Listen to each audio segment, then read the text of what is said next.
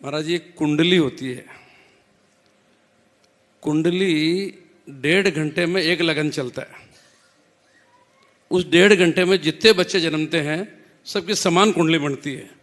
कोई कोमा मात्रा दशमलव कुछ भी फर्क नहीं है, समान कुंडली बनती है। एक तो उसी अस्पताल में होते ही मर जाता है, एक 80 साल का होकर मरता है, एक राष्ट्रपति बन जाता है, एक इंडस्ट्रियलिस्ट बन जाता है, एक भीख मांग रहा है, एक मजदूरी कर रहा है। तो फिर काहे की कुंडली? ठीक है। अब महाराज जी दूसरी बात, लोग शादी ब्याह में कुंडली से कुंडली मिलाते हैं, गुण मिलाते हैं। लड़के लड़की के गुण तो देखते नहीं है और कुंडली में पंडित से जाके कुंडली मिलाते हैं। तो कुंडली महाराज जी क्या कुंडली क्या मिलाते हैं? हमने मेरी भी और हम सारे बहन भाई किसी भी ने कोई कुंडली नहीं मिलाई। हमने कभी हमारे बच्चों की कुंडली नहीं मिलाई कभी भी, और सारे ठीक हैं। और बहुत सारे लोगों को मैं जानता हूं जो जिसमें ब्राह्मण भी हैं और जैनियों के भी हैं, तो उन्होंने कुंडली मिलाई, उनके अनबन हो गई, वापस घर आ गई या तलाक हो गया, बहुत सारे हैं। तो फिर कुंडली मिला के तो फिर सही होना चाहिए ना। बहुत अच्छी बात आपने की। यद्यपि इस विषय में मैंने अपना अभिमत अनेक बार प्रकट किया है। आपकी पूरी बात की समीक्षा में एक पंक्ति में देखे बात आगे करता हूँ कि आज के समय में तो कुंडली कहीं से प्रासंगिक ही नहीं है।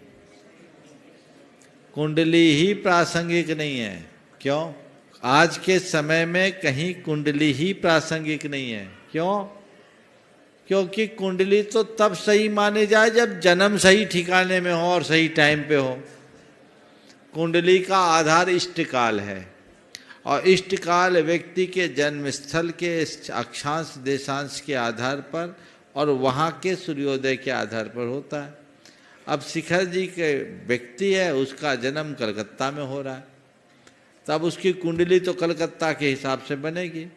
और कलकत्ता में एक समय पर एक साथ अगर 100 बच्चों का जन्म हुआ है तो 100 की जन्म पत्री एक होगी और फिर वही विसंगतियाँ आएगी जो आपने बोला। फिर दूसरी बात, ये नैसर्गिक जन्म हो तो कुंडली का कोई मतलब हो। जन्म भी आजकल तो पहले से तय हो जाते, सीजर होते हैं। अब कुंडली पहले बनती, बच्चा बाद में जन्मता है, तो कुंडली का क्या काम? तो कोई मतलब नहीं है इन सब चीजों से। और इसके उत्कृष्ट प्रमाण अशोक जी खुद हैं। महाराज श्री, हाँ, वो मैंने पंडितों से भी ये बातें पूछी। हाँ, हाँ, मैं तो पूरा खोज करता हूँ पूरी। हाँ, वो फिर कहते हैं मेरे को, हम देश काल क्षेत्र भाव ये देखते हैं। वो कैसे देखते हैं देश काल भाव? कुंडली तो समान है, मन से देख लेते हैं। वो उसमें भी कुंडली नहीं मिलती है तो थोड़ी दक्षिणा बढ़ जाने से मिल जाती है। ये भी एक मिनट, मैं आप सबसे बोल रहा हूँ, मैंने अनेक बार बोला हूँ, कुंडली नहीं मेंटल वाइब्रेशन मिलना चाहिए। महाराज श्री, आपने जो बताया ना दक्षिणा की बात, ये कंवर साहब बैठे हैं और मेरी बेटी बैठी है। हाँ, वो राजेंद्र जी कुंडली के चक्कर में पड़े हुए थे। हाँ, और मैं उस पंडित के गया, 1000 रुपये दक्षिणा दी, उसने कुंडली मिला दी। ये बैठे हैं सामने और राजेंद्र जी सुन रहे हो तो उनको भी पता है सब बात, बता दी मैंने उनको बाद में सब। मैंने अनेक बार ये बात दोहराई है, कुंडली मिले या न मिले, मेंटल वाइब्रेशन मिलना चाहिए। और वो मिल गया समझ लो सब कुछ है। व्यक्ति के गुण मिलाओ, कागज के गुण नहीं मिलाओ। और आजकल कुछ लोग लकीर के फकीर बने रहते हैं।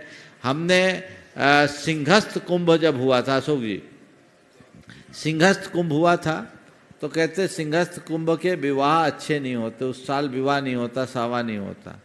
एक अखबार में एक लेख छपा था जिसमें 250 विवाहों का विश्लेषण था, जिसमें सब अपने अपने क्षेत्र के सफल और अति सफल लोग थे और सबका सिंहस्थ कुंभ में विवाह हुआ था। और उसमें ऐसे भी थे जिनके विवाह के 58 साल बीत गए थे और शानदार पारी थी। इसलिए कुछ सोचने की जरूरत नहीं है। जो ज़्यादा कुंडली के झोंक में रहते हैं, मैं पुनः बोल रहा हूँ, अशोक जी सुशीला जी को प्रमाण मान लेना, मामला बराबर हो जाएगा और इन चक्करों में पड़ने से कोई लाभ नहीं है।